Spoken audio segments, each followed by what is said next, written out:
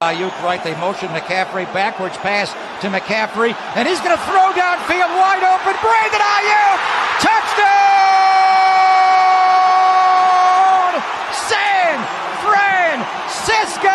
He can run, he can catch, is on fire! Christian McCaffrey can throw! Schultz to the other, going to throw out left, intercepted! Diamador Lenore! Whoa, Dak what a Prescott just threw him the ball on the outcut going left to CeeDee Lamb. Diamador Lenore comes up with the game's first big play. Here's Prescott back, has time, throws out left, intercepted. Ball got tipped up and taken by Fred Warner. Jimmy Ward tipped the ball, and Fred Warner with the INT. They're going to give it to McCaffrey coming left. McCaffrey, touchdown!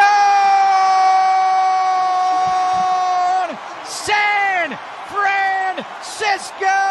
He has thrown one, he has caught one, he has run one. What's going on, 49er faithful? The nitty gritty Niners Talk crew is in the building. It's your boy Wayne Breezy, Peachy Brown in the building. What's going on? What's going on, Peachy? How's everything going on Wednesday? It's no longer Manic Monday because we're not Monday anymore. So it's Whacked Out Wednesday, Wonderful Wednesday, Drink a Whole Damn Bottle of Wine Wednesday. Yeah. I was about to say, it was that kind of afternoon at work to finish the day. So it was literally wind down Wednesday with Peachy, and I had quite a bit because people are getting on my nerves. Uh-oh. The 49ers are a mess. And I was just like, dang, I can't win for losing. I can't have anything good and like be surrounded by anything that's positive at the moment. And I'm like, you know what? It's time for some wine. Yeah, listen. You got to do what you got to do to cope with with what's going on. You know, we are in week 2 of the NFL, and the San Francisco 49ers never fail. Never fail. It's like I don't know. I don't follow any of the other teams here say like what they're going through, but it just seemed like when I turned to the 49ers channel, it's always something. Always something. It's like death and taxes, like my mom used to say. You can all rely the time. on it. Like you can. It's insane. Yeah. It's like, okay, so first of all, we had the easiest schedule this year. Yeah, I mean, yeah. That's one thing. You know, we're projected to have the to finish. So our projections were, kind of high for what the 49ers were supposed to do. And like clockwork, everything in the world falls apart. Yes. I don't know if it is falling apart. I can't agree with that until I see. Hear me out though. I can't agree with that until the results show that. It may appear as if things are falling apart, but that doesn't mean that they have fallen apart. So I still got to give it time. I'm a 5 weeks into the season type of person. Yeah. And that's me, though. That's me. I'm not saying you're wrong. I'm understand. just saying I'm going to give it 5 weeks. But it's hard when your quarterback is injured. I'm sorry. It doesn't feel right. Now, before we dive into the show, shout out to the Breezy Bunch crew out there. That's why I did the air horns, because I wanted to show everybody some love out there. Boats is in the building on the late night nightcap show. 49er Jeff in the building with the hashtag. Also says, I think Mac Jones can lead us to victory number 2. And also the defense looked good. We're going to talk about all of that on today's episode. Eddie G and the Bulldogs in the building with the LFG. We already know what that means. Let's go. Whiskey Wednesday from Big Papa, never softening. What's going on, Big Papa out there? Whiskey Wednesday. I actually like that. I see KP out there. What's going on, Kev? Tommy in the building. Keith Woods on Facebook. We got Facebook tuned in. Oscar the Grouch in the building. Oscar, the more I talk to you, the more you are the Grouch. I'm sorry. It's just who you are. I love you, bro, but you're a Grouch. I thought I was mean. You're Grouch. Good afternoon, faithful. That's right. I forgot. West Coast. What time is it out there? It's the evening, right? 6 p.m.? 6 o'clock. Okay. That's evening time, right? Mm-hmm. When does the afternoon end? 5? 4? I think 5. 5 p.m.? Okay. So, yeah. All right, that's when it ends. I think, you know what I mean. I don't know. I be making up stuff. Yeah. But shout out to the crew. Nikita's in the building. She was here last night. Her father emailed me as well. And we do want to send our condolences to the tragedy that's happened with Charlie Kirk, who was assassinated. Like, I don't even know how to talk. I like, this is crazy. And there was also another school shooting. So and we need school shooting to also send our prayers out for the victims of that. Okay. Damn. It's wild. Praying. It's been a wild day. Wild day. Not that I'm not. That's not politics to me. That's tragedy. So yeah, I definitely want to make mention of it. But how ironic is it happening right before 9/11 though, right? Right. Which is tomorrow. Yep. Stuff that makes me go, JP hella hard in the building. What's going on, man? Good to see you, bruh. Yo, we got a crazy show. Hopefully Mose and Fair will jump in at some point. Maybe they'll jump in the chat. You know, the next person that asks me where they are, I'm going to boot you from the chat. That's what I'm going to do. Ask them. I don't know. I don't know. Today. Yep. Today, I don't know. So they'll probably jump in. You know what I mean? It is what it is. You know, good evening. Good evening.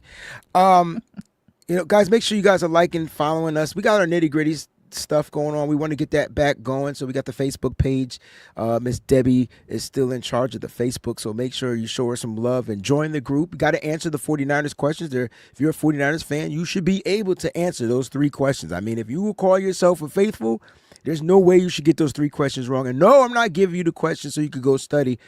Just answer the questions. They're super simple. Become a member of the Facebook group. Also follow us on IG and Twitter. All right, IG and Twitter. All right, make sure you guys do that. You can also support the channel right here by becoming a member of the Breezy Bunch crew, and that's when you'll hear the ear horns and they get the super early show shout outs. You know what I'm saying? They get the shout outs on the show. So shout out to the Breezy Bunch crew out there that's watching live. We do appreciate you guys 1000% on your love and support. But Peachy, we got a lot to get to. And I guess we can start with the updates for the San Francisco 49ers. Tight end George Kittle to the IR. I'll just read them first and we'll go through it. All right, tight end Kittle to the IR. They signed wide receiver Kendrick Bourne, who is back in number 84, which I got a question because I thought Malik Turner was 84, so somebody help me out here.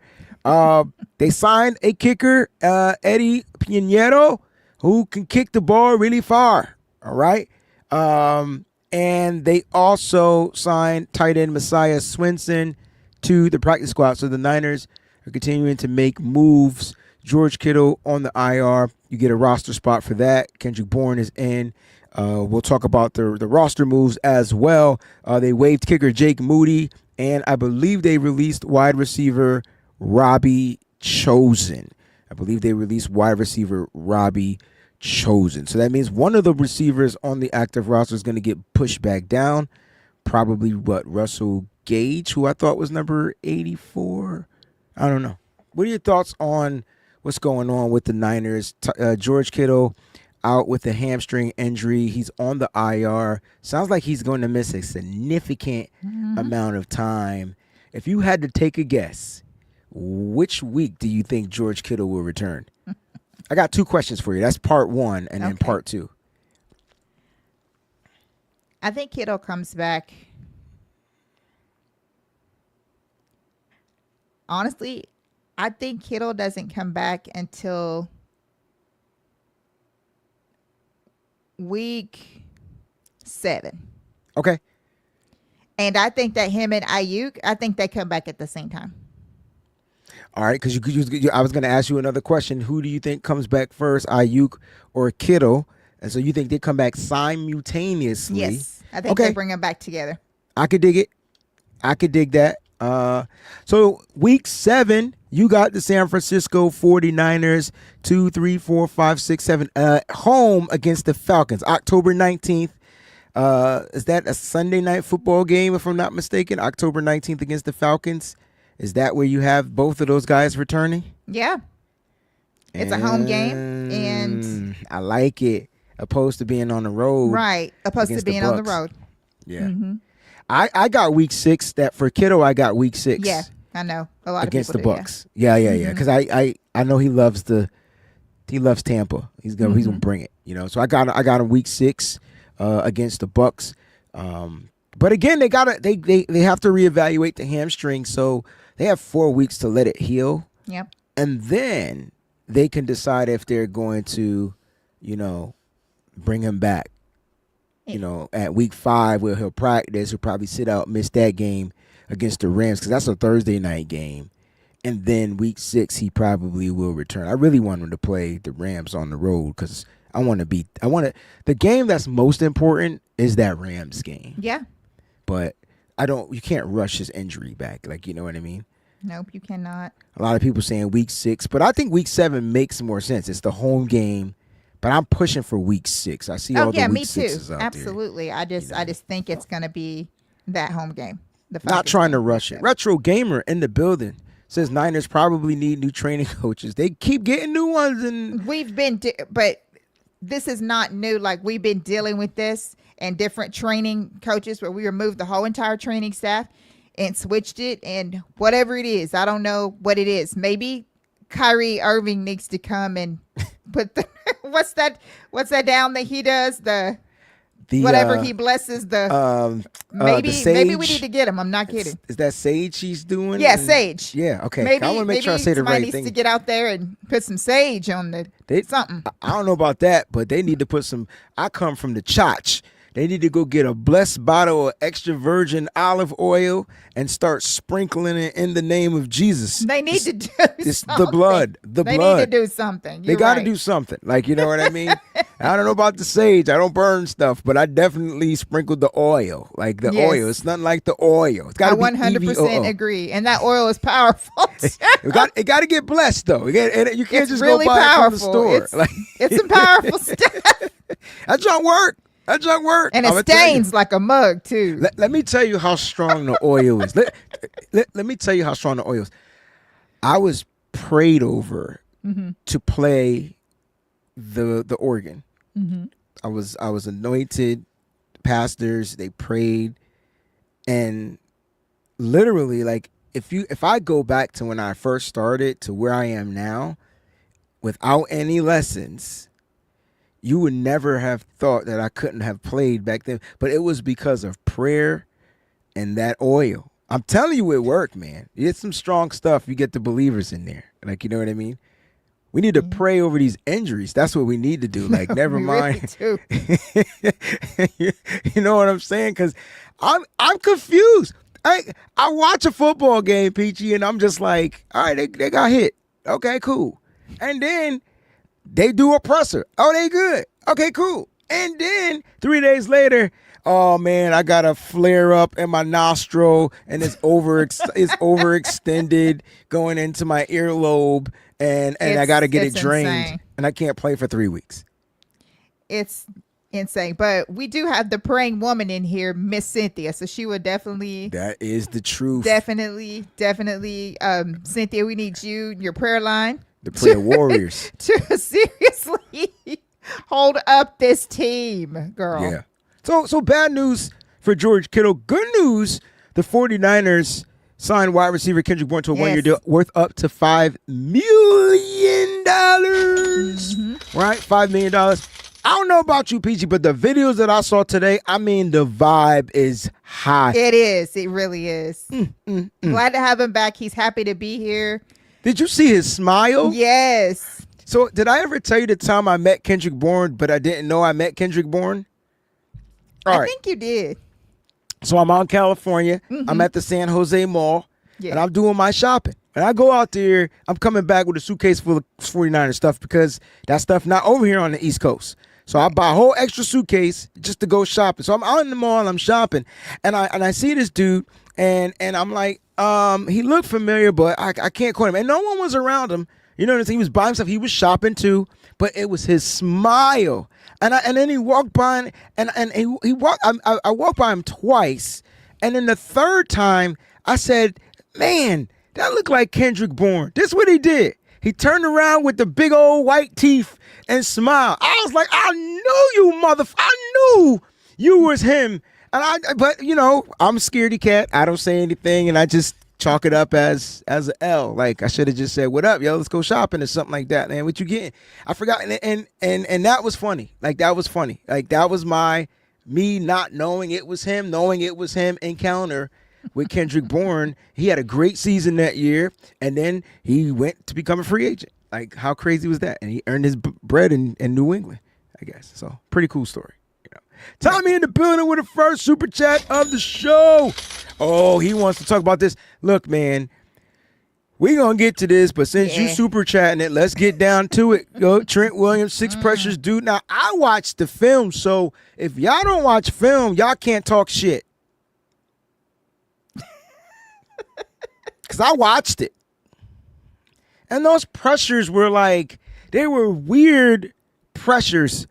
There were times there was 2 people, 3 people, like just on Trent, and you saw other linemen like not blocking. It was the way that they were stunting, and I think it just really kind of confused them. I think the complexity of Mac McDonald's defense, you know what's funny? I don't even know who their defensive coordinator is, but Mac McDonald's defense was complex. The timing of those blitzes, I mean, the linebackers come in, they were stunting. There was this one stunt, and I was like, it was a delayed stunt too, and I was just like, damn, you know. And so breaking down the film, doing my film study, yeah, he gave up the 6 pressures. He was also monstrous in the run game, so I don't know if that counts, but man, he pancaked a few dudes, big dudes too, and took them down. So yeah, the 6 pressures are a problem. The thing is, Brock Purdy only got sacked once, and it wasn't from Trent Williams.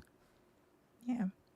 It was because of Christian McCaffrey. So, yeah, he gave up the 6 pressures, but I think that was the plan. Like they were planning, Tommy, to really trip him up and force other people. You know, that's kind of what I got. They were sending 2 or 3 dudes at him at a time. He still got to be better. People said that he didn't look like he was in shape. I didn't get that from him because I saw him run blocking and he was down the football field and taking cats out. So I don't know what shape he needs to get in if he's able to do stuff like that.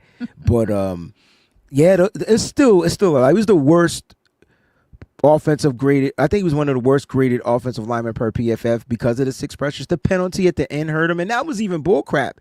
I watched the penalty and I said, wait a minute, what happened? Where was the hold?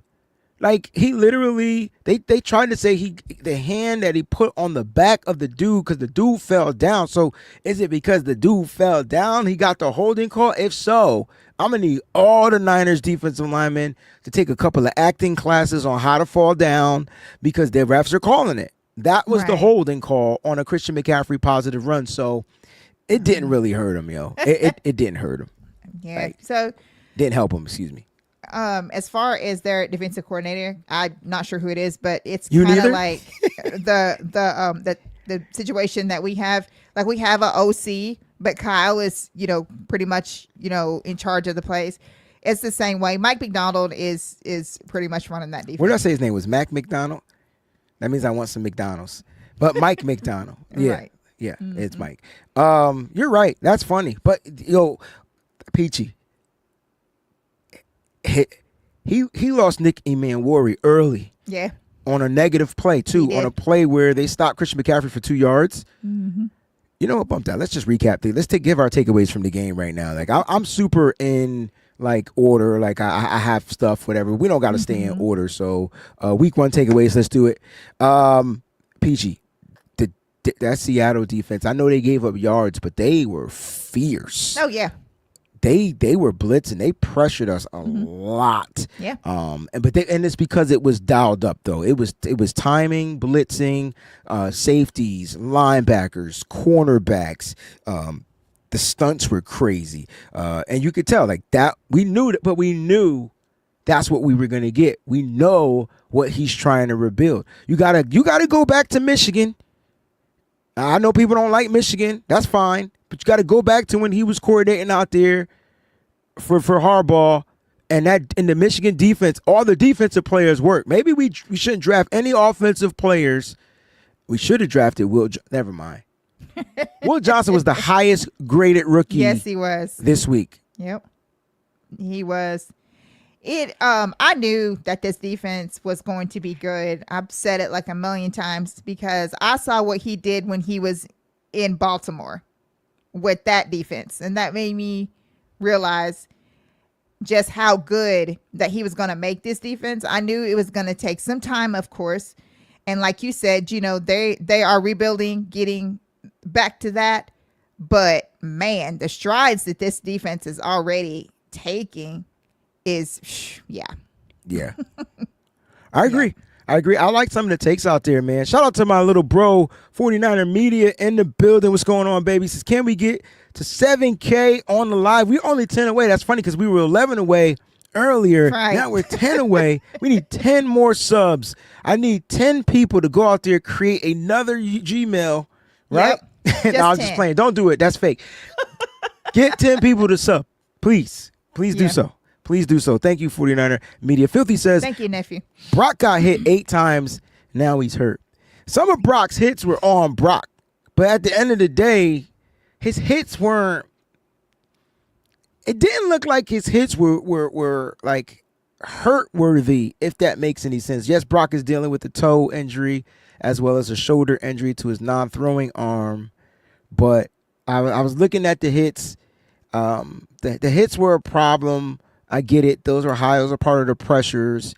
But he took the hits. There was the only one that I thought that I don't know. I can't find one. I'm not saying there was one time where I felt like Brock got rocked to where, like, you know what I'm saying? Like, I thought that was one. Really? Where? That they were talking about on TV because I didn't watch the film, of course. But it's the one where he threw. I think it was the one where he threw it to the interception, I think, or whatever.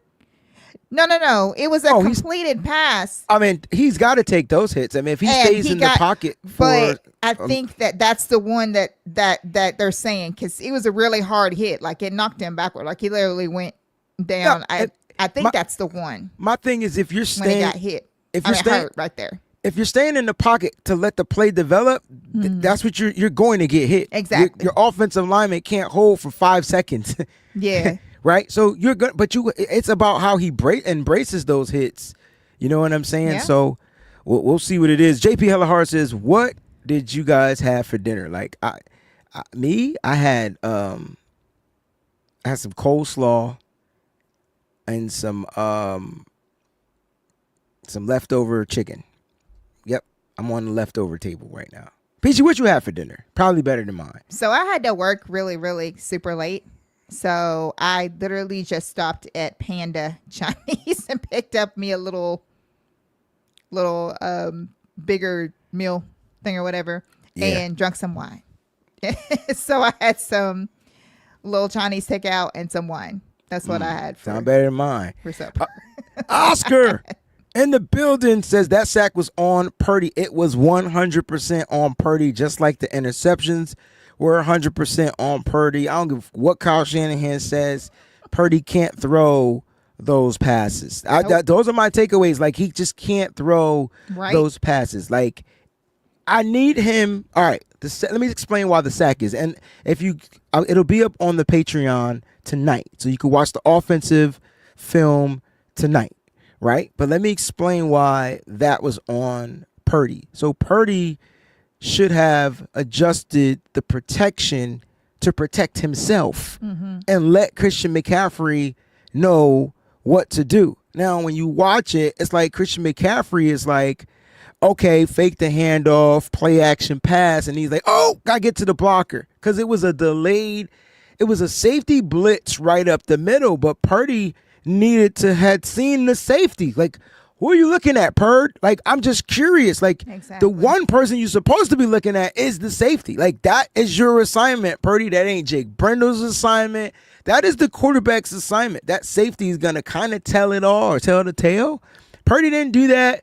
And Christian McCaffrey, unfortunately, when he realized, oh, shoot, I got a block, it was too late. That's a Purdy growing pain right there. Like, that's a Purdy. And then the interceptions. Because the first one was when Christian McCaffrey actually did the blocking but got knocked down. So Purdy's check down was gone. And Purdy's looking, if the play ain't deep to where he could pull the trigger, he's looking to check it down. But he was gone. I guess my question is, then why didn't Purdy just throw it down to the feet of Christian McCaffrey? Like, he was right there in the area. You had nobody in front where Christian McCaffrey had got knocked out because everybody was coming at you. And so just throw it down. I've seen Tom Brady, Aaron Rodgers. I've seen those elite types of quarterbacks that we talk about do that from time to time. Yeah. They may have called intentional grounding. I don't know, but I felt like that would have been his only move because the flat to the left, you had a corner that might have jumped the route. The one to the right, the guy was looking to jump the route. And if that ball is not on a zip rope line, it's pick six. So I get why he didn't throw it there, but then he took his shot down the field. And then the second one, he just threw it into triple coverage. I don't know what the hell he was seeing. That was just triple coverage. You had to check down on that one. You had to check down. You had a couple of things. He just threw it into triple coverage. So to me, the mistakes of Purdy, those were on him. But you could blame the running back. You could blame the receivers. You could blame I felt like that he was doing exactly what he had talked about. I don't know if it was last week or what week it was, where he was talking about how that last year, he was doing too much. He was playing, way too much hero ball, that he was trying to do everything because, for the lack of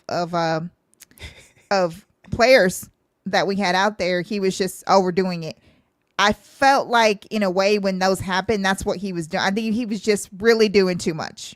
Mm-hmm. And that's what he was doing. That reminded me of kind of like some of the passes last year when he was trying to do, when he was trying to just, overdo it.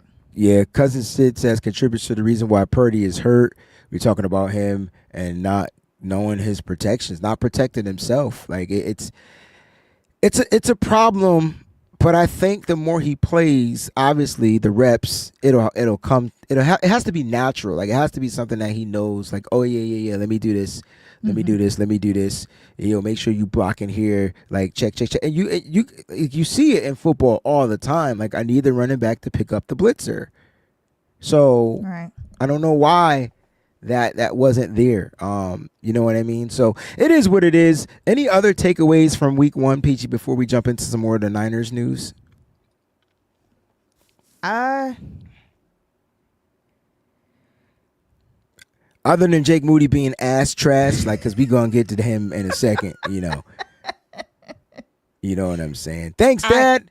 Michael shared it to all of his, wait a minute. I got to shout, so Peachy, hold your thought. I got it. Go. Hail to the victors. Let's go, Mike. I am a Michigan fan. Woo! I'm going to start putting my Michigan stuff up here to let everybody know. Peachy's an Ohio State fan. So for those that watch the show, brother, sister, Ohio State, Michigan. That's what it is. That's what we do. It's the Lakers, Celtics. The only thing that we share it's the 49ers. Is the 49ers. A common passion for is the 49ers. Right. But he said, and then he's a UConn fan. Let go. UConn basketball, women, men, all day. I went to UConn, so I was there when we won the chip with Rip. You know what I'm saying? So I got excited. My bad. This ain't that show, but it is that show. It's our show. This is what we do. You know what I mean? But thank you for sharing it with your Snapchat friends. He emailed me and told me he'll add us to the fantasy football league, right? And nice. I was like, but I don't know how to use Snapchat. Like I don't even know what that is. My students didn't school me well on Snapchat before I left. Like, you know what I'm saying? So something else I gotta have to learn, I guess. Snapchat it is. Snapchat it is. All right. The 49ers signed kicker Eddie Piñeiro. Yes. Let's talk about him in a second. But let's talk about why. Peachy, why did the 49ers sign a new kicker? 49ers signed a new kicker because our old kicker had to go. He had to go before he was ran out of Santa Clara. Listen, because I feel like that the next thing that was about to happen is, like back in the old school days, whenever they wanted to, like, I'm talking about like way back in the when they wanted to run somebody out and they had the pitchforks and the, the torches. I seen it. Mm-hmm. I feel like that's where it was headed. I really do. I don't know whose live show I was on.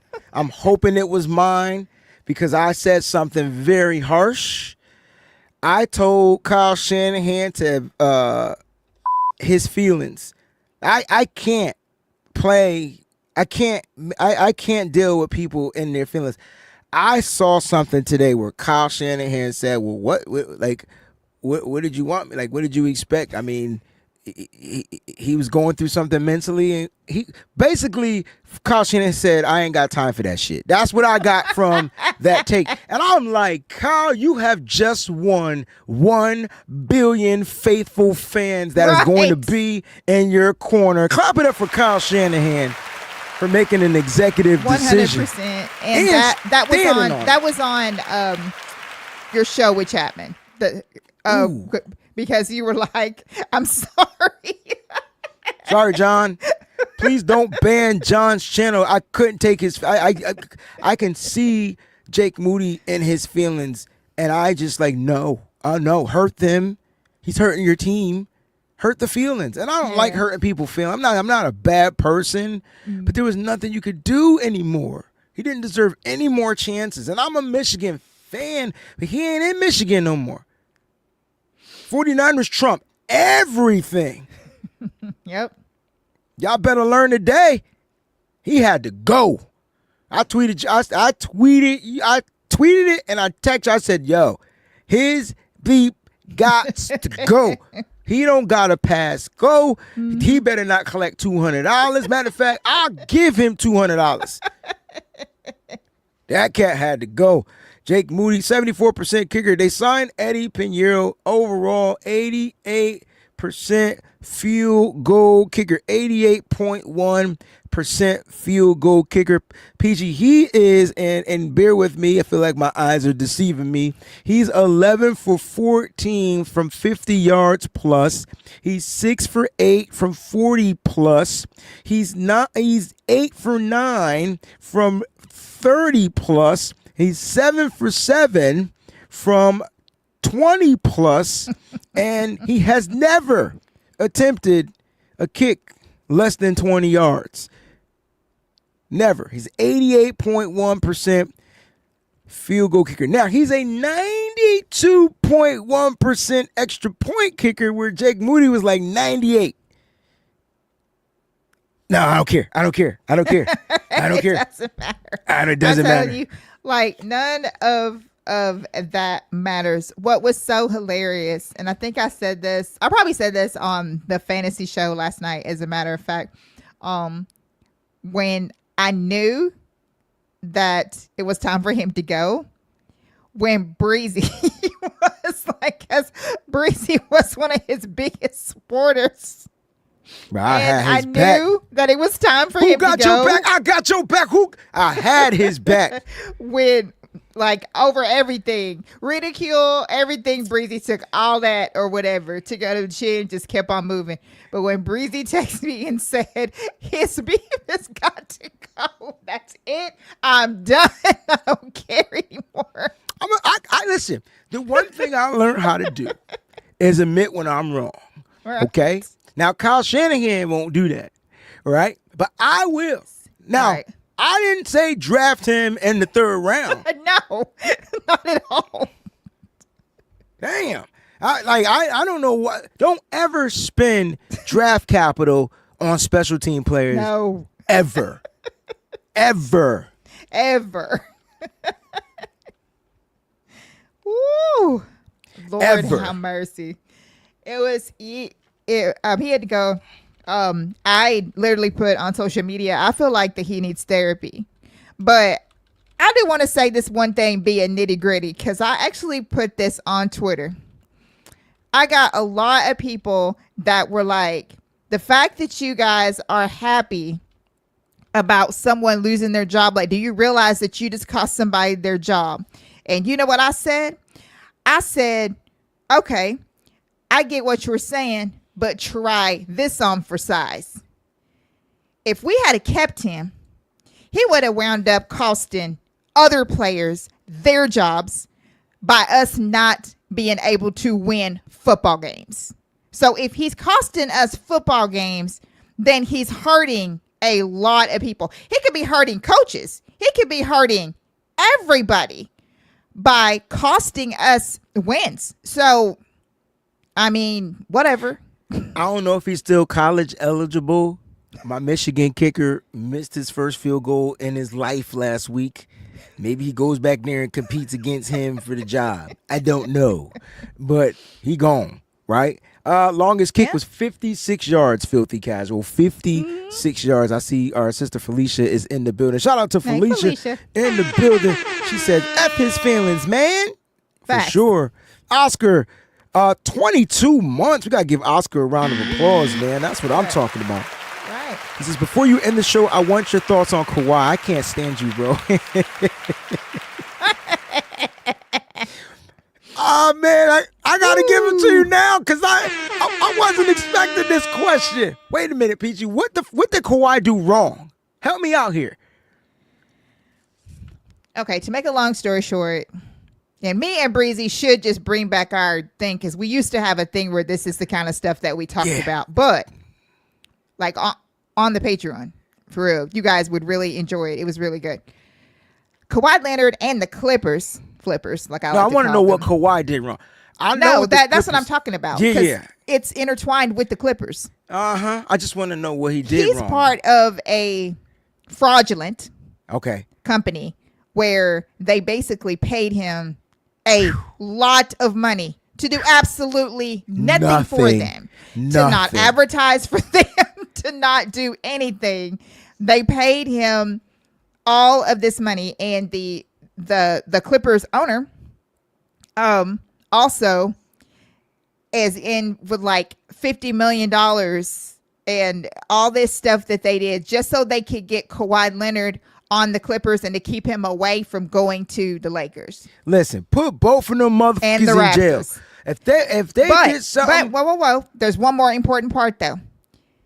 Kawhi, it's Kawhi, but it's more of his Uncle Dennis who should be under somebody's jail. Yeah. Because that dude is one of the most ruthless, criminal-minded people that I've ever heard of as far as money go financially. This dude is just like, he asked the Raptors to do illegal things for Kawhi to stay there.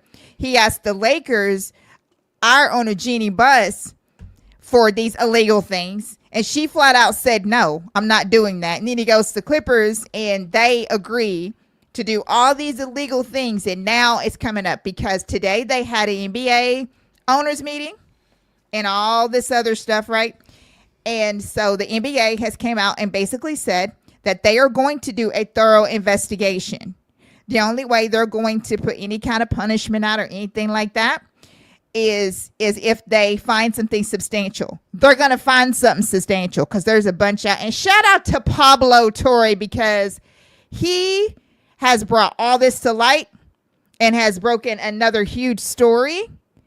And you can tell that it's true because you even got Mark Cuban, which is the ex-owner of the Dallas Mavs, defending Steve Ballmer and saying he's Team Ballmer.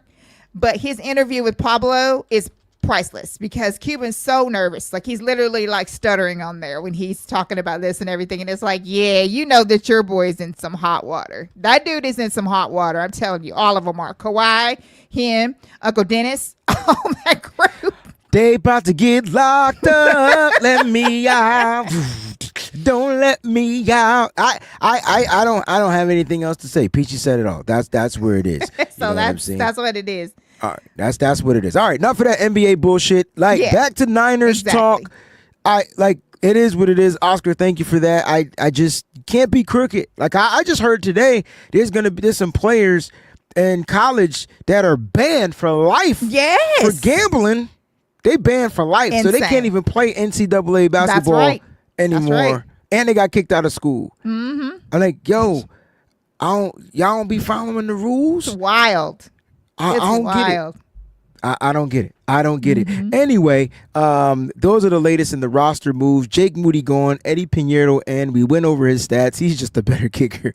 56 yards is his long. He might need some long ones this week in New Orleans, though, because the way our offense is looking, we might not have a starting quarterback because Brock Purdy is a long shot from playing this week. PG, what does that mean? Because I thought maybe my definition of long shot is different than what it is supposed to mean. So what did Kyle Shanahan mean by him being a long shot?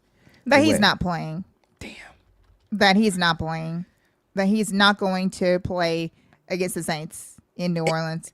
Any way this is capped, he kind of any way this could be capped, though, because we all thought Christian McCaffrey wasn't going to play.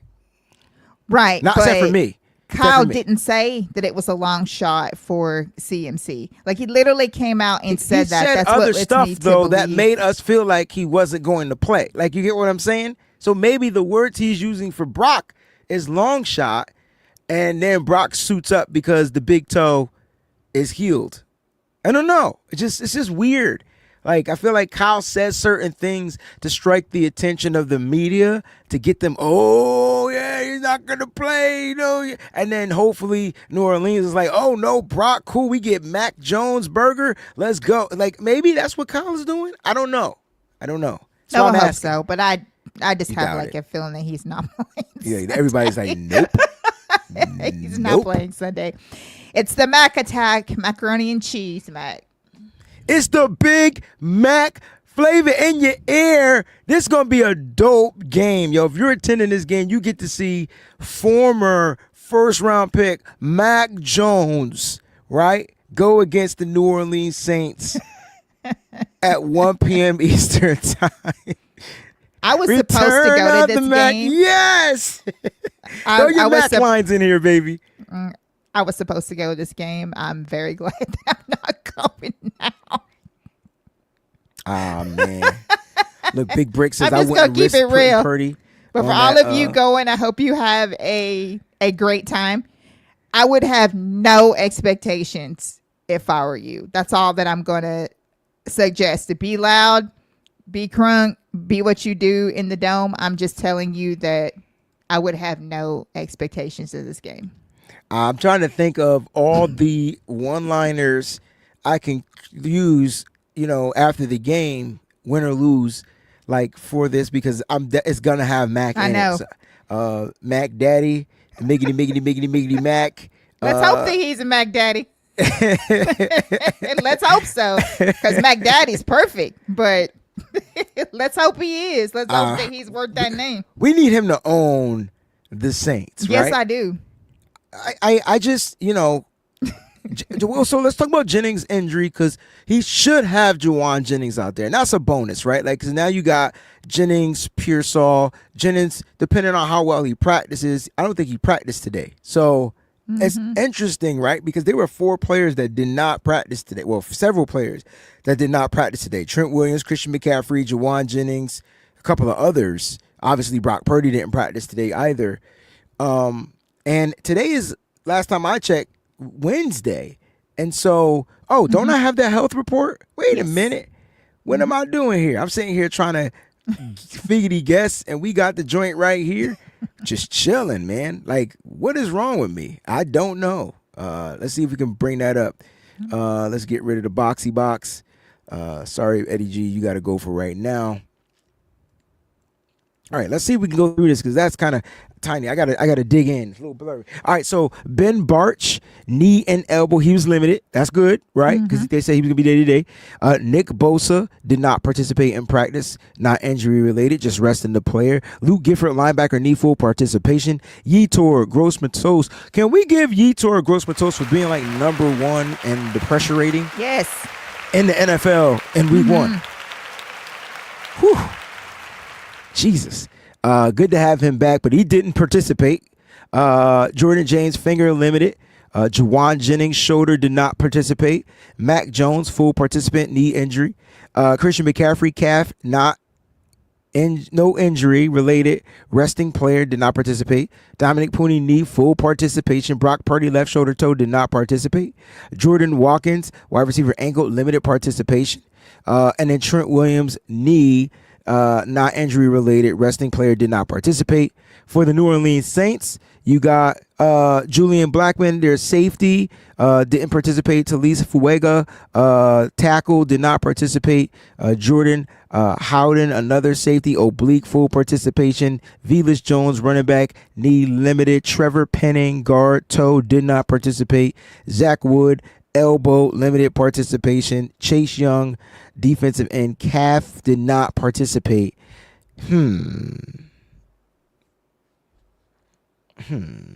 So, like, I'm expecting, all right, out of the DNPs for the Niners, who are you expecting to play on Sunday? Out of the DNPs, out of Nick Bosa, Yetur Gross-Matos, Juwan Jennings, Brock Purdy, Christian McCaffrey, and Trent Williams. Who are you expecting to play?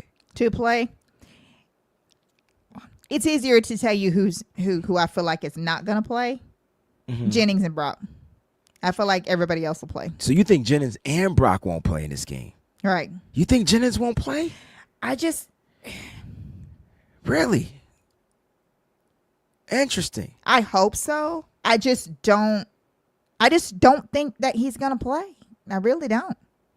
Guys, let us know in the chat if you think Juwan Jennings is going to suit up. The injury wasn't severe. What are your thoughts? I mean, I'm just curious to know. Do you think he's going to play out there? What's going on, Tanya, in the building? Cousin Sid wanted to chime in. Sorry, 49ers throwback. You usually get all the alerts. I didn't know I had to alert you. You be telling me when I got a show. So I assume you know. Exactly. You be on it, bro. Yeah. Bosa, Matos, CMC, and Trent. Those are the 4 out of the 6 that he feels are going to play. All right. I could dig it. He's saying no for Juwan Jennings. Marcus saying no. Nikita's saying that he will play. Big Heck saying it's going to be a game time decision. Now that is what I'm thinking too. It's going to be a game time decision. I hope so. Felicia says JJ out with Bourne there. Yo, but that doesn't move the needle for me. Look, and hear me out. Juwan Jennings was a shell of himself last week. He did absolutely nothing, but he was a decoy. I don't know if Kendrick Bourne poses the same threat as a decoy as Juwan Jennings. Yeah. I'm a little nervous because Valdez Scantling did absolutely nothing, and Ricky Pearsall was the one that had the day. You lost George Kittle. You guys got to remember, George Kittle's not playing. I feel like we need as many wide receivers as we can get. I don't think I agree. our tight ends are going to be dynamic like, no one. Yeah, we want him out there. And so I thought it was interesting about Jennings because I think I remember on the Nitty Gritty show last week saying that I felt like that the way that Jennings played against Seattle, that's exactly what I felt was going to happen. Now, he wasn't going to be targeted that much. That he was going to be out there as more as a decoy, and he was going to be limited. His snaps were going to be limited, and that's exactly what it was. But his snaps weren't limited, right? Let's look at how many snaps he played. I don't remember his snaps being limited. He was targeted a lot, and he just only had 2 catches. He was targeted in the red zone. He was mainly used targeted in the red zone, if that makes any sense. And he just, the passes they weren't near him. So the targets were there. So he was utilized. He did get a big 3rd down, I believe, in that game as well. But he just wasn't, I don't know, Juwan Jennings, I guess, wasn't in the shape. I mean, they featured Ricky Pearsall, so that was the guy that they were trying to feature. He was the guy moving the stuff down the field. Juwan Jennings was working the sideline, so that's what I mean. Like, so his role was sideline to sideline, whereas Pearsall was to stretch the field. Same thing with George Kittle, worked across the middle. Right. Pearsall worked across the middle, but that was it. And it was Christian McCaffrey. Like, he had so many targets. I was like, damn, can he catch a break? Can he chill for a second? I don't know. But then are you worried about these injuries? I'm worried more about Brock. Okay. And why? the reason why that I say that is because, okay, say that Mac Jones goes out there and has like a really good game against the Saints, like a really good game.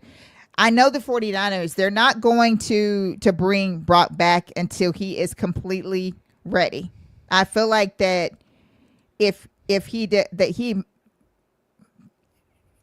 hopefully he'll be ready for the Cardinals game, because I think we need Brock for that game. But if something happens and, it turns out to be a little bit worse than we think, because you never know with the Niners, they hide stuff all the time. Always hiding it, downplaying it, doing all these things or whatever. So we'll see.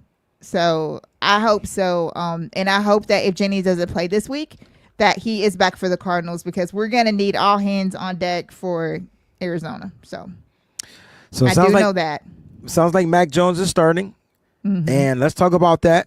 And then we'll preview the game, and we'll do some position battles and score predictions and get on up out of here. Okay. All right. So Mac Jones sounds like he's going to be the starting quarterback. He's been in the league since 2021.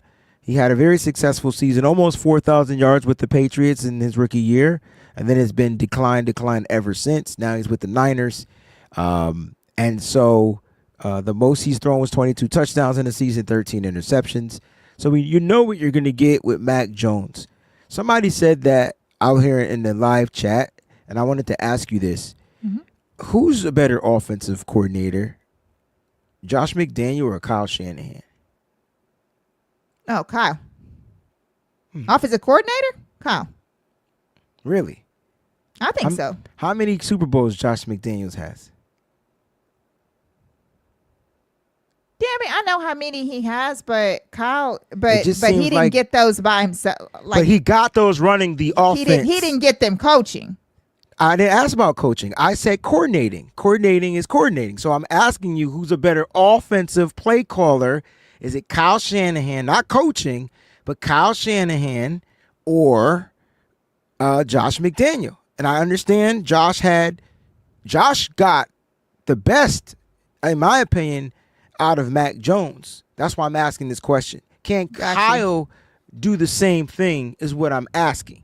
Because if you go back to Mac Jones' rookie year, Josh McDaniel was the offensive coordinator for the Patriots. Mm-hmm. And I think they were in the playoffs that year.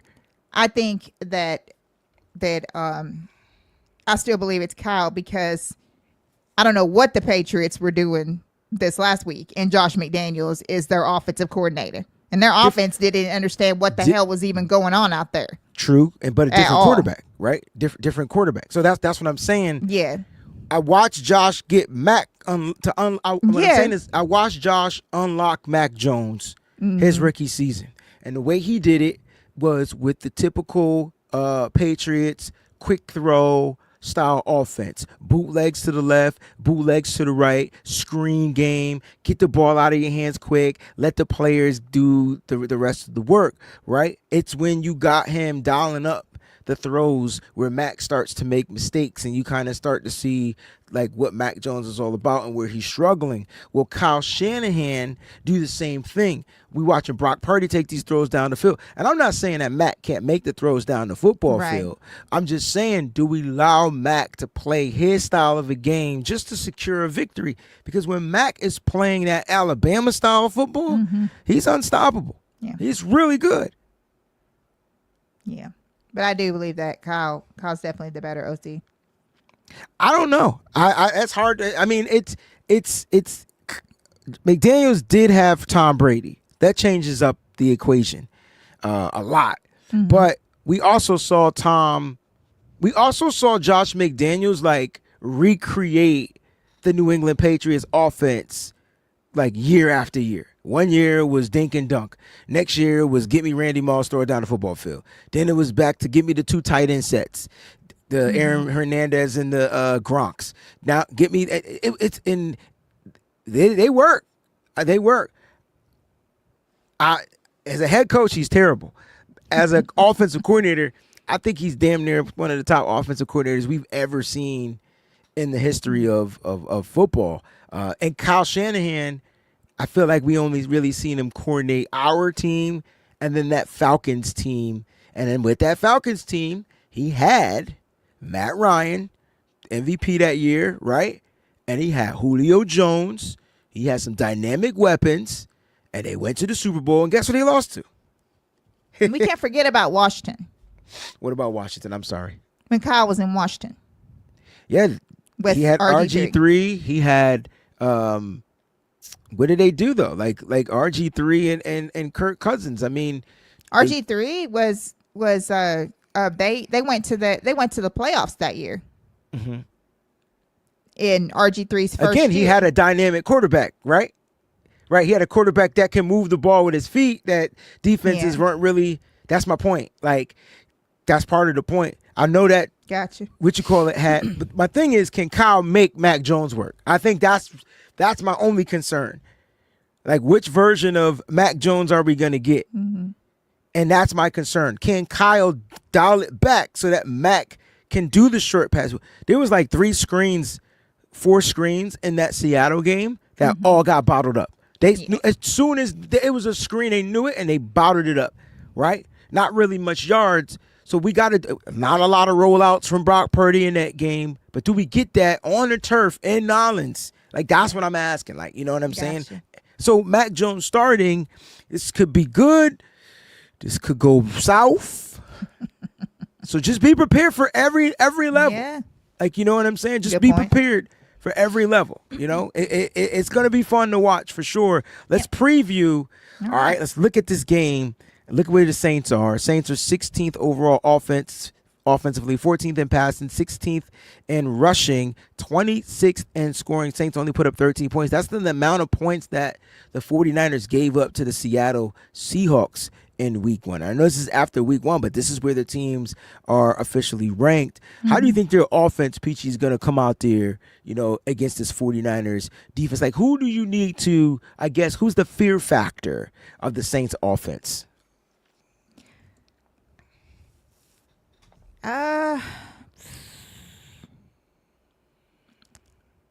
Like the fear factor for the Saints offense would probably be like Olave or Johnson. I think, did Olave didn't get hurt last week, right?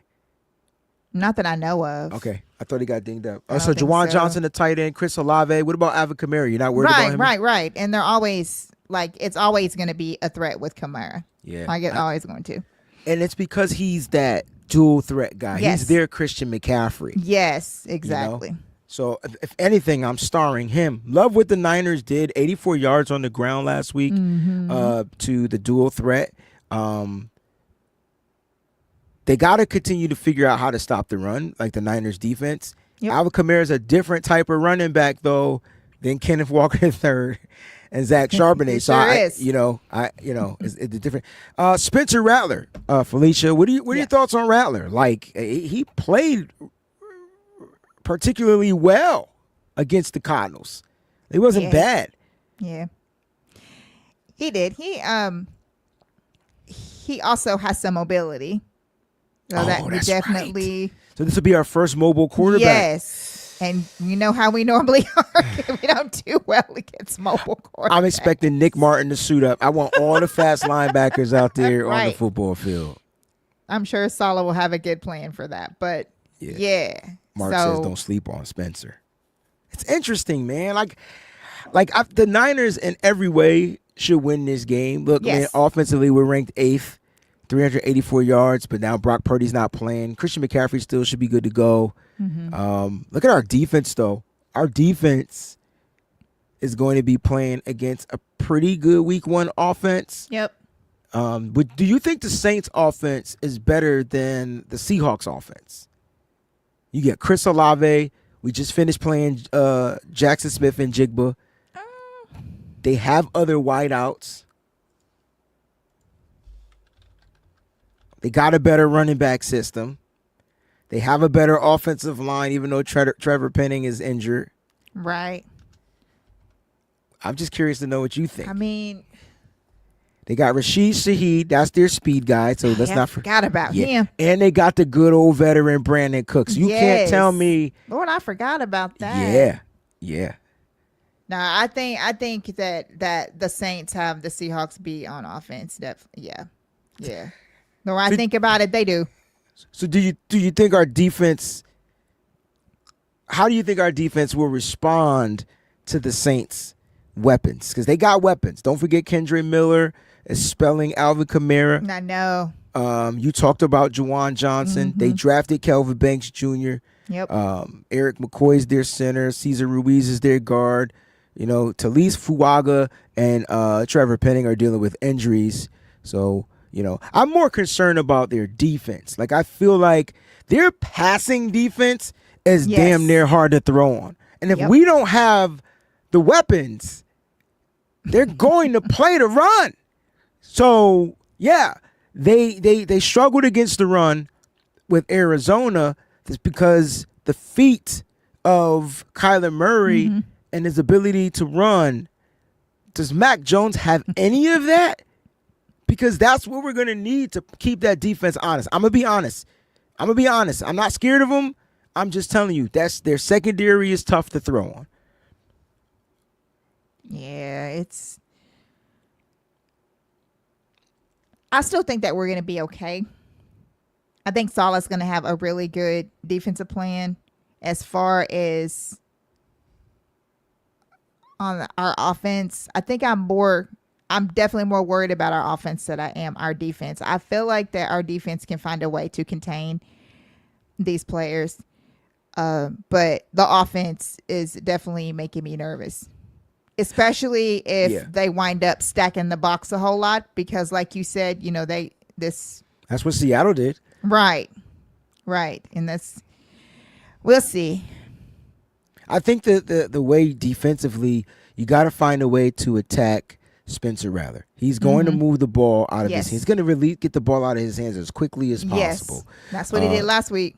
The way the Niners play, though, they play kind of like that over-the-top coverage, right? So they kind of play off, and then they keep everything underneath because they have the speed to get back to the ball guy and make the tackle. And so this is where we're going to see. They got a lot of quick, fast guys. So we were celebrating those 3 missed tackles last week. This week going to be a little bit different. Alvin Kamara breaking tackles, but Kendre Miller, Chris Olave, Rashid Shaheed, like those guys make people miss. Yep. So it's going to be interesting to see. You can't sleep on Cameron Jordan. They got Davon Godchaux over there. They got a pretty damn solid defensive front out there with or without Chase Young playing. So remember who did I want us to draft a couple of years? Remember Kool-Aid McKinstry? Yes. They got a defense, man. That secondary is tough. And guess who's their nickelback? Can you guess who their nickelback is? Who's that? Isaac Yadam is back with the Saints. I didn't even know where he went. Isaac Yadam is back with the Saints. Peach, you got any favorable matchups that you feel like? Give me one favorable matchup, or one matchup. Might not be favorable. Losing George Kittle, in my opinion, is going to hurt us. So give me a favorable match. Give me a matchup. And only one I can think of that I'm just going to give you the one I'm most nervous about is Warner and that linebacking core having to deal with Kamara. Ooh. Because they got I'm going to need Fred Warner on his P's and Q's, like, for real. Ooh. When it comes to Kamara. All right, our big brother Eddie says Ricky P versus Yadam, right? Do you think that they put Ricky in the slot in this game? He didn't play. I don't think he took any of the slot snaps. No, he didn't take any slot snaps last week. But I mean, this is what you want to do, right? But I guess that, right? You want that's why. This is why I need Juwan Jennings to play. I know. I know you say he might not play, but this is why I need Juwan Jennings. I'm hoping he does, though. I just don't think he will. But I would love that. Now, Kendrick Bourne is the guy that I will put in the slot. He would be my slot guy. in this game. He's not fast, but he's quick, and he has the size, and he can get open. You just throw the ball in front of him, he can get open, and if he's practicing, I'm expecting him to have a pretty decent, solid game, like to probably be the guy to move the chains, because I'm expecting the coverage to roll off onto Ricky P. I don't think the Saints, y'all sleeping on that Saints secondary, man. I don't know what y'all sleeping on, but Alontae Taylor and Kool-Aid McKinstry are nice. Yeah. They're nice. Justin Reed, Jonas Sanker from Virginia, nice. Julian Blackman backing them up, nice. Yeah. Isaac Yadam is the guy you want to pick on because he's trash. So they, one thing that I will say about the Cardinals game, it's so funny because I was watching Annie's NFL thing that she does every week, and she called Kyler Murray a LaBoop. She's funny. And so what I'm gonna say as far as the Saints defense, and I'm not saying that Saints defense are not good, but Kyler has already talked about how sometimes it's hard for him to see kind of what is going on or whatever.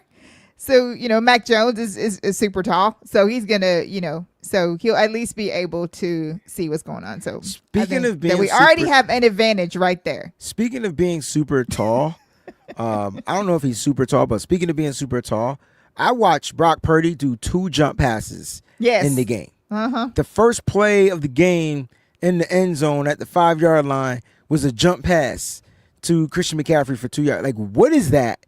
Why is that? I don't like that. Like, that's something to keep an eye on. Like the jump passes. I don't know. Fable says Saints defense looks good on paper, but it's run by Brandon Staley. Listen, all right, I tell you what. You know what? He's right. But this is what they did in week 1. They lost the game like at the end of the game. They gave up that touchdown to James Conner in the end zone. So defensively, the Saints defense overall, they are ranked 13th. They've allowed 276 yards. They're third in passing. They've only allowed 130 yards in passing in totality. All right, they're 25th in rushing. So this is where you want to try to take advantage of them. But that depends on how your team is built. Right. And then they're 15th in scoring by allowing the 20 points to the Arizona Cardinals. Do you think the Niners can put up 20 points without George Kittle, potentially without Brock Purdy, and potentially without a Juwan Jennings? Because we're going to get into score predictions. Do you think they could put up 20? Yeah. Yep. All right, let's get the score predictions going right here live on the Nitty Gritty Niners Talk Show. Drop y'all score predictions in the show, and don't be changing them joints up when I post your score predictions. Stick with it. Whatever you put now, you stick with it. I stuck with mine, and we won by 4. That was crazy. It wasn't. I said 24-20, and they won 17-13. But the 4 points is the most important. All right. Yeah. Mine was 2013. So I got the 13 right for Seattle. Yeah. But I missed off the 20. It's a little bit, All right, Peachy, what's your score prediction? I'm going to be posting some of these up. I'm going to go 23.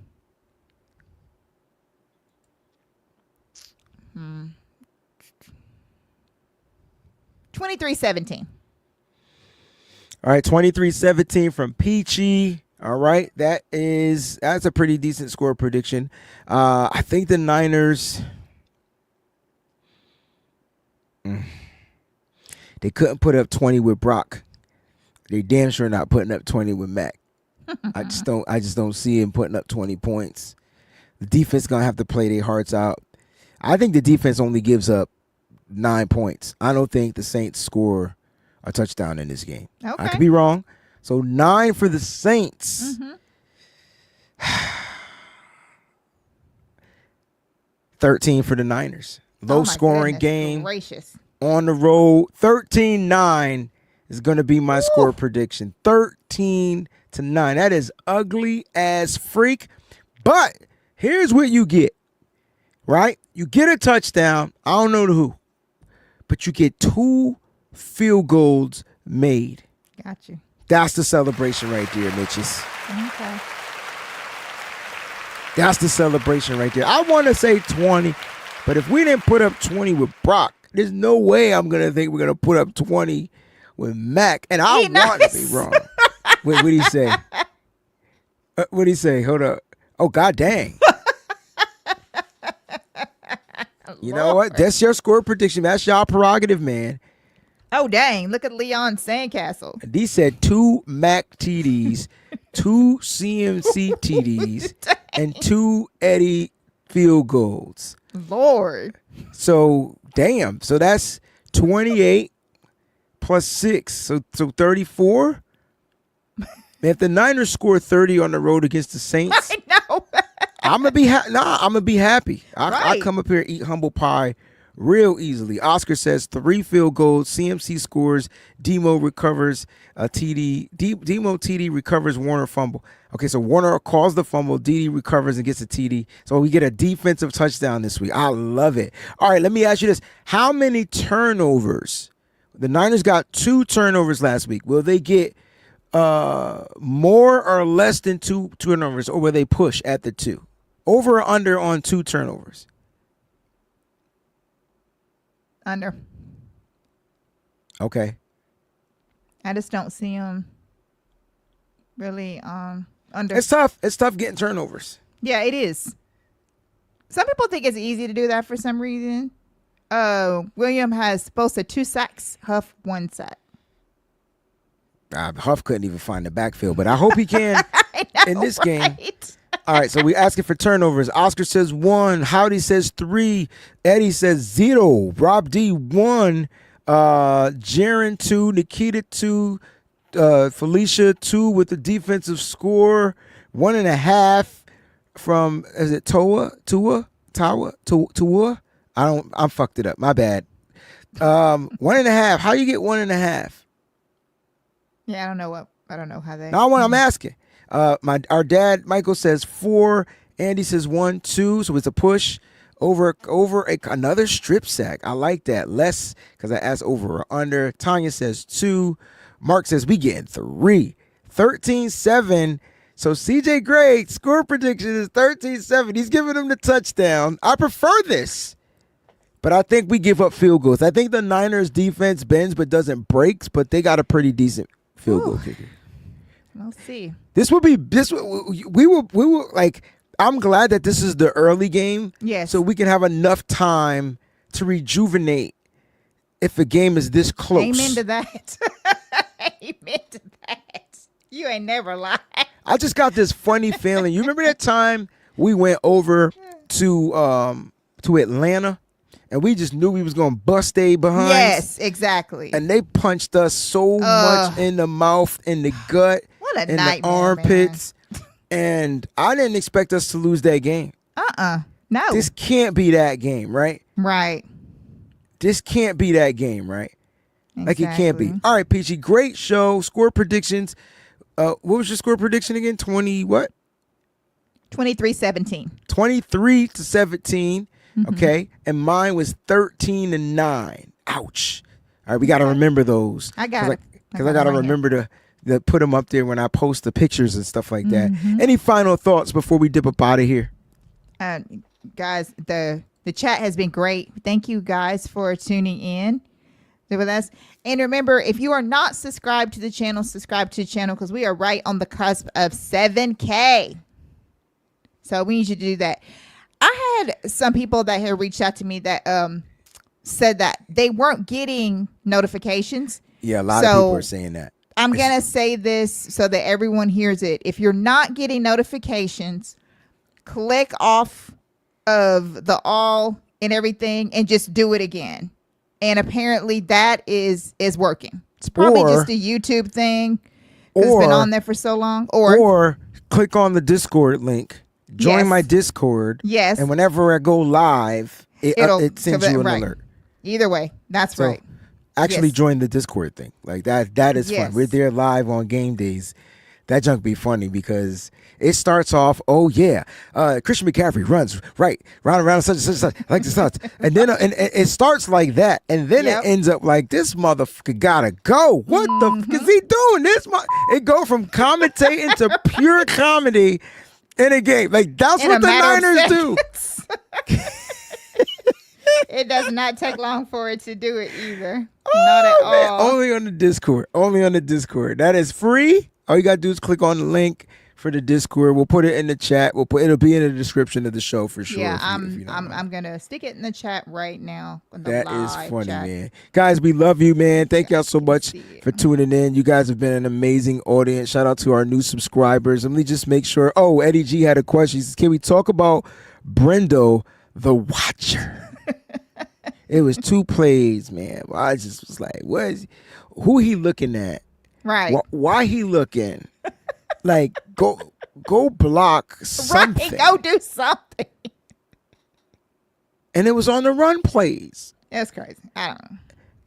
I'm like, don't the 49ers offensive line realize that they need to run the ball? Mm-hmm. Like they need to block in the run game?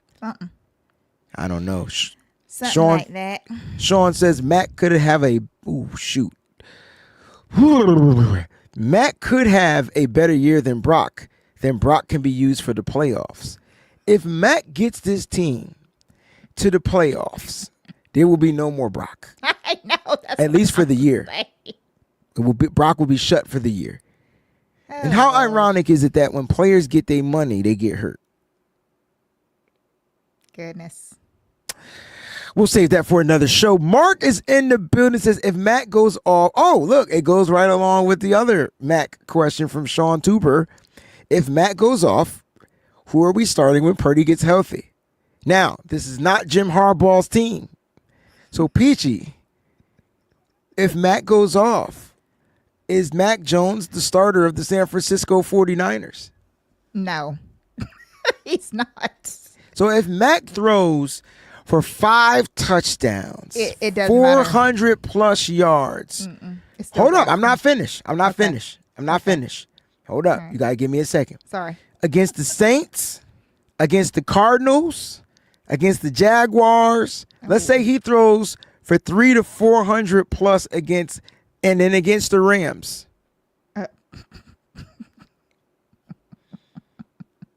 Consecutively. Oh, and maybe 2 interceptions in 4 games. But he throws 10 touchdowns. 10 touchdowns, 2 interceptions, 300 to 400 yards. Brock is healthy, ready to go against Tampa. Who's your starting quarterback now? It's either going to be Brock, or if it's Mac, then they will be putting Brock on ice. But he'll still be on the 49ers. They might be. Oh, yeah. This is not about them moving, Brock. It's like, I guess the question is, do you remove the hot hand or do you play it until it's no longer hot? You know you got Brock. Brock is your guy. But if Mac the hand Jones does all of that, then I would say that you would leave Mac Jones out there until, he comes back to life with mac and cheese Jones. This is the answer. Oh, okay. This is the answer. Okay. Because I don't know about you, but Kyle Shanahan is a hoarder, and he hoards picks. Speaking of that, we got like 4 compensatory picks coming to us next year. Yes, we sure do. So if he does go off like this, this is exactly what's going to happen. Mac Jones coming out. He done proved that he can still be a starting quarterback in this league. Right. He's dynamic. He'll go sign elsewhere, and guess what the Niners will get in return? A compensatory pick in 2027, baby. That's the answer. Oscar, you are on the money. It's just crazy because it can happen. Like, anything can happen. It's the Niners. Anything can happen. Yeah. Expect we might be the most unexpectable. unpredictable team in the National Football League. Thank you. Which could be a good thing, though. That could be a good thing. I think being unpredictable is better than people picking up on tendencies, knowing. Right. Like I wouldn't be surprised if this is part of Kyle Shanahan's plan just to get the healthy core of his team back. Like, Mm-hmm. Yeah. Like not having we think we going down there putting up 30, 20 points without George Kittle. That is amazing. That is amazing. And if we do it, it's crow sandwich time for me. If we don't do it, I don't know why y'all expected it. Like George Kittle, the moment George Kittle left the Seahawks game, the offense said all it took was him not being on the football field, which is ironic because the Niners were driving in the Super Bowl, and the moment he came out the game, failed attempt, failed first down conversion. It's just so weird how vital, that's the word I need to start using, how vital George Kittle is to the 49ers offense, not just from a pass catching perspective. Right. So we're going to have to see, man. That's a good point. We're going to have to see. Look, 49ers says, I expected it. Felicia said, that's why we called the faithful. Yep, you damn right. You damn right. Guys, you guys have been amazing. Thank y'all so much for tuning in. Shout out again to all the Breezy Bunch crew members out there that stayed on, rocked out, did all that stuff, man. Appreciate it. I'm excited to see Eddie Pinedo. I am too. Because I know if he misses, he might as well just be like, listen, guys, I'm going to stay in New Orleans, man. And whoever the Niners kickers can't miss. That is the expectation. You cannot miss. You know, so it is what it is. Thank y'all for tuning in. We'll be back next Wednesday night. And again, the whole crew is invited, and hopefully they'll be here. And we'll be recapping the Saints game, talking about Mac's 5 touchdown passes and the Niners winning 49-13. All right. That's what we're going to be talking about. All right. And then we'll probably have a few more injuries to disclose and whatever it is, what it is. But we will be back, man. Make sure you let everybody know Nitty Gritty Niners Talk Wednesday nights, 9 p.m. Eastern time, right here on the Wayne Breezy channel. Keep it faithful to the Bay. We out, baby. Hey. Breezy, Gritty, this that Niners Mo's nose. Peachy, it's about that time. Everybody turn your TVs on. The Mo's nose, Peachy, Breezy, and fair to God. They keep it nitty gritty when they bring you nine to talk. We two gorilla, silverback, nah, silver. You know it's busting good discussion cause we get it in. Every time you know we grinding, I was 8 to 10. We always play to win. The faithful going hard. It's Wayne, Breezy, Peachy, Mo's nose, and fear to God. Let's get it. Nitty gritty, this the Niners talk. Don't like it, better take a walk. Nitty gritty, this the Niners talk. We outline players up in chalk. Nitty gritty, this the Niners talk. Don't like it, better take a walk. Nitty gritty, this the Niners talk. Niners talk. Nitty gritty, this the Niners talk.